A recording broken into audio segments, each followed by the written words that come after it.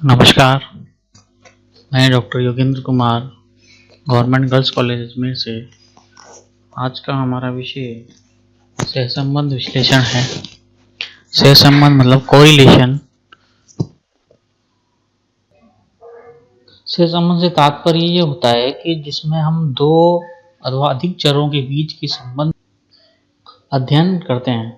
उदाहरण के लिए जैसे हम दो चरों के बीच कुछ संबंध जानना चाहते हैं, वर्षा की मात्रा और गेहूं की उपज, कि वर्षा की मात्रा और गेहूं की उपज में कोई संबंध है या नहीं, तो उसके ज्ञात करने के लिए हमें सहसंबंध का प्रयोग करना पड़ता है।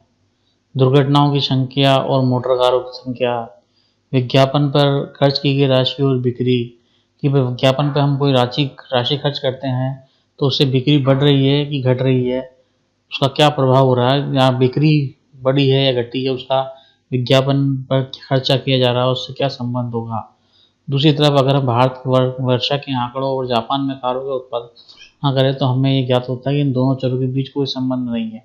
मतलब ऐसे कोई चर जिनमें आपस में कोई संबंध नहीं, जैसे भारत में वर्षा का जापान में कारों के उत्पादन पर कोई लेना देना नहीं होता है, तो हम ये पता करते हैं कि उनके बीच कोई सहसंबंध है कि नहीं है। तो वह तब होता है जब एक चर में परिवर्तन के साथ दूसरे चर में भी समान अथवा विपरीत दिशा में परिवर्तन होता है, तो हम कहते हैं कि दोनों चरें सहसंबंधित हैं। यानी दो जो श्रेणियां हैं, दो वेरिएबल्स हैं, उनके बीच सहसंबंध को ज्ञात करने के लिए हम सहसंबंध विश्लेषण का प्रयोग करते हैं। तो सहसंबंध चरों के बीचों के संबंध को बताता है, और दो चरों के बीच सहसंबंध होता है तो इससे तात्पर्य है कि दूसरे चर के मूल्य में परिवर्तन के साथ पहले चर के औसत मूल्य में भी परिवर्तन होता है। सहसंबंध एक सरल प्रकार का साहचर्य होता है।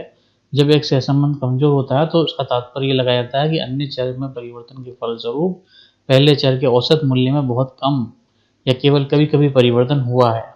अगर इनमें कोई साहचर्य नहीं है तो ये तात्पर्य लगाया जाता है कि अन्य चर परिवर्तन के फलस्वरूप चर के औसत मूल्य में कोई परिवर्तन नहीं हुआ। सहसंबंध धनात्मक हो सकता है और ऋणात्मक भी हो सकता है। धनात्मक सहसंबंध से तात्पर्य है कि जब एक चर में वृद्धि होती है तब दूसरे चर में वृद्धि होती है। जैसे वर्षा की मात्रा में वृद्धि होने से गेहूं की उपज में वृद्धि हो रही है, या अन्य कोई चर इस प्रकार से हो सकते हैं। बच्चे का आकार जैसे बढ़ता है, बच्चे की आयु में भी बढ़ती वृद्धि होती है, तो हम ये कह सकते हैं आयु के साथ साथ बच्चे का आकार भी बढ़ता है, तो दोनों में सहसंबंध है। और धनात्मक सहसंबंध जब भी दोनों बढ़ रहे हैं। इसके विपरीत यदि हम ऋणात्मक सहसंबंध की बात करते हैं तो ये जब एक चर में वृद्धि होती है तो दूसरे चर में कमी होती है। जैसे कार का मूल्य और कार की आयु, जैसे जैसे कार का मूल्य घटता है कार की आयु बढ़ती चली जाती है, या और भी कई प्रकार के संबंध हो सकते हैं जो कि ऋणात्मक होगी, नहीं एक चर बढ़ रहा है तो दूसरा चर घट रहा है।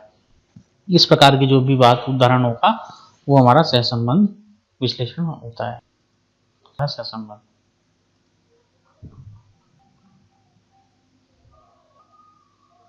अगर दो चर विपरीत दिशा में परिवर्तित होते हैं, जैसे कि अगर एक में वृद्धि होती है तो दूसरे में कमी होती है, ठीक है, इसके विपरीत, तो सहसंबंध ऋणात्मक सहसंबंध कहलाता है। यानी एक टीवी के पंजीकरण की संख्या और चलचित्र गृहों में उपस्थिति, तो जैसे जैसे लोग टीवी ज़्यादा देखेंगे तो जो सिनेमा घर है उनमें उपस्थिति कम होती चलेगी, क्योंकि लोग टीवी में देखना पसंद है। तो दोनों में विपरीत संबंध है। पूर्ण गैस का आयतन और दबाव, विद्युत और प्रतिरोध, वस्तुओं की कीमत और मांग, तो जैसे कीमत बढ़ती है तो मांग कम होती है, और यदि कीमत घटती है तो मांग बढ़ती है, तो इसलिए दोनों में विपरीत संबंध है, तो ये ऋणात्मक सहसंबंध कहलाता है। अब हम बात करते हैं रैखिक और गैर रैखिक सहसंबंध की। इस ग्राफ आएगा, उसमें दो चरों के बीच रैखिक सहसंबंध पता लगाते हैं। हम ग्राफ के स्वरूप से लगाते हैं। एक ग्राफ एक सीधी रेखा में है तो सहसंबंध रैखिक सहसंबंध कहलाता है, और ग्राफ एक सीधी रेखा में नहीं है तो वो रैखिक संबंध नहीं कहलाएगा। जो भी डेटा दिया हुआ था उससे हम ग्राफ को बनाएंगे तो उस ग्राफ के माध्यम से हमें पता लगता है कि सहसंबंध रैखिक है गैर रैखिक। तो गैर रैखिक अथवा वक्री सहसंबंध कहलाता है यदि वो एक सीधी रेखा में नहीं होता है तो।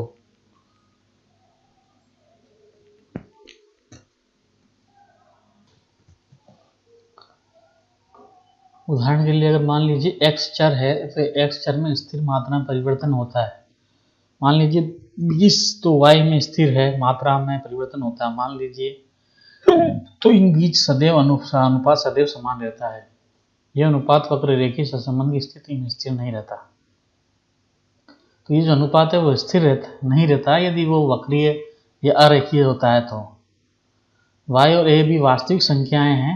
ये कुछ नहीं बल्कि एक सीधी रेखा है जो एक ग्राफ पेपर पर x और y के विभिन्न मूल्यों को a और b के स्थिर मूल्यों के लिए दर्शाया जाता है। सामान्य रूप से इस प्रकार के संबंध भौतिक विज्ञानों में होते हैं, लेकिन अर्थशास्त्र और सामाजिक विज्ञान में कभी कभी ही मिलते हैं। दो चरों के बीच संबंध को गैर रेखीय कहा जाता है। अगर एक चर में इकाई में परिवर्तन से अन्य चर में परिवर्तन स्थिर दर से नहीं होता, बल्कि अस्थिर की दर से होता है। यदि एक में परिवर्तन होने से जो स्थिर नहीं हो, परिवर्तन जो वो अस्थिर परिवर्तन होता है, कभी ज़्यादा आती है कभी कम आती है, तो उसमें अरेखीय संबंध होता है। ऐसी स्थिति में अगर समंग को कोई ग्राफ पेपर पर दर्शाया जाता है तो एक सीधी रेखा वक्र प्राप्त नहीं होगी।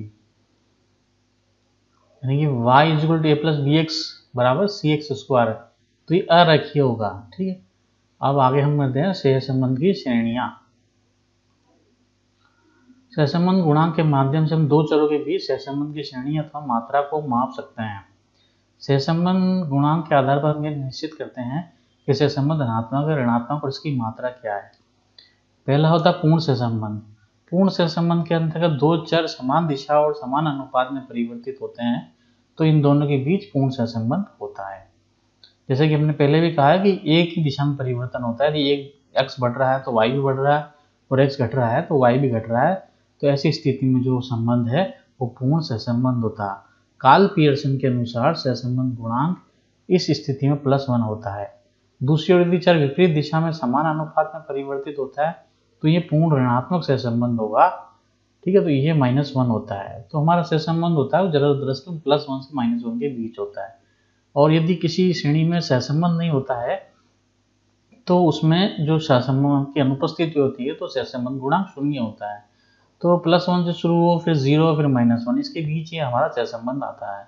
अगर दो चरों की दोनों श्रृंखला कोई संबंध नहीं दर्शाती है अथवा एक चर में परिवर्तन से अन्य चर में कोई परिवर्तन नहीं होता है तो हम कह सकते हैं कि इन दोनों चरों में कोई सहसंबंध नहीं है। जैसे कि हमने पहले उदाहरण देखा कि भारत में वर्षा की मात्रा और जापान में कार के उत्पादन में कोई सहसंबंध नजर नहीं आएगा, या वर्षा की मात्रा स्कूटर के उत्पादन में कोई संबंध नहीं होता है।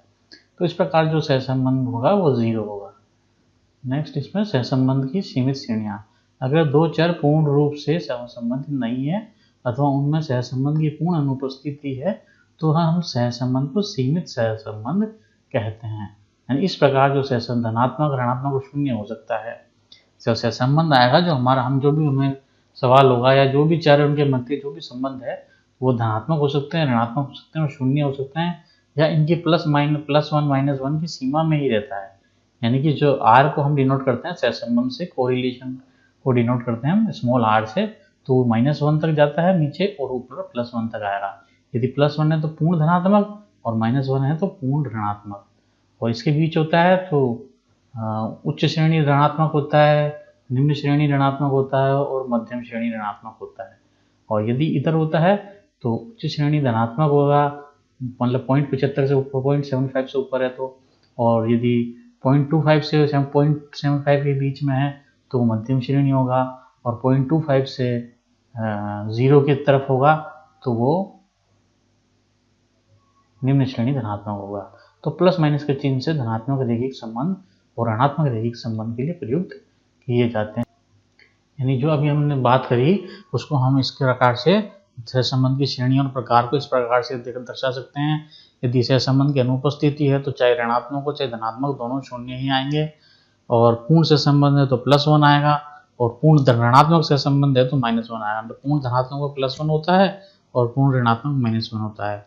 उच्च श्रेणी होता है 0.75 से 1 के बीच में। यदि पॉजिटिव रिलेशन आया है तो वो उच्च श्रेणी धनात्मक होगा, और यदि नेगेटिव वैल्यू है 0.75 से 1 तक तो वो निम्न श्रेणी उच्च श्रेणी का ऋणात्मक सहसंबंध होगा।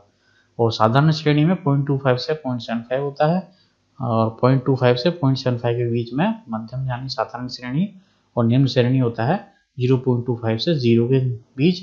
अब यदि वैल्यू पर धनात्मक आ रही है तो वो धनात्मक सहसंबंध है, और ऋणात्मक आ रही है तो ऋणात्मक निम्न श्रेणी ऋणात्मक सहसंबंध है।